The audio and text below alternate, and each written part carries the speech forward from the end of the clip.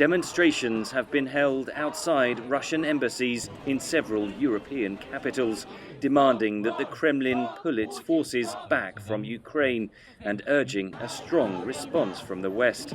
The European Union unveiled a range of sanctions against Russia Tuesday, backed by all 27 member states.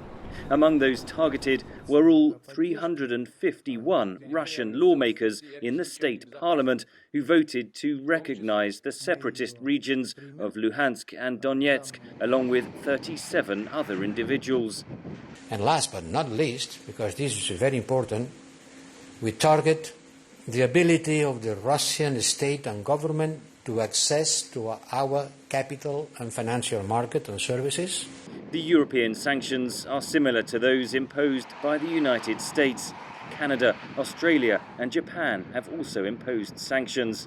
European allies and the United States have been in close coordination, and they seem to be ready to match every move of Putin. Britain, meanwhile, imposed sanctions on 5 Russian banks and asset freezes and travel bans on 3 Russian oligarchs close to President Putin.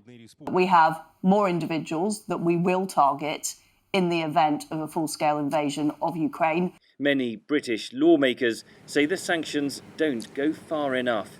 Others argue the West must hold some sanctions in reserve.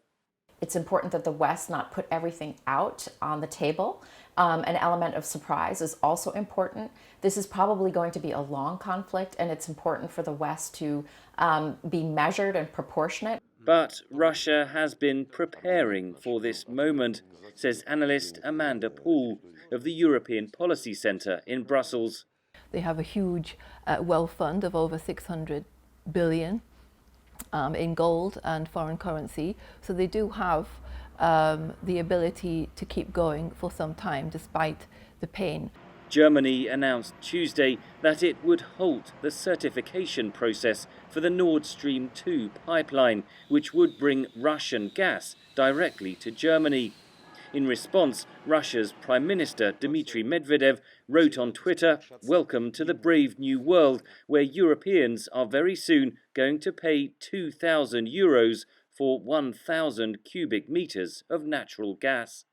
Germany has other options, says energy analyst Claudia Kempfert. Germany does not need Nord Stream 2. We have enough infrastructure, we have enough pipelines where we can transport and import natural gas to Germany. Western unity on sanctions may become more strained. The more you ratchet up the sanctions regime, the more painful it also is for not only for the one who is sanctioned, but also for the one who imposes the sanctions. That's the logic of sanctions. For now, they are ready to ratchet up the economic pain on the Kremlin if Russia moves deeper into Ukraine. Henry Ridgwell for VOA News, Berlin.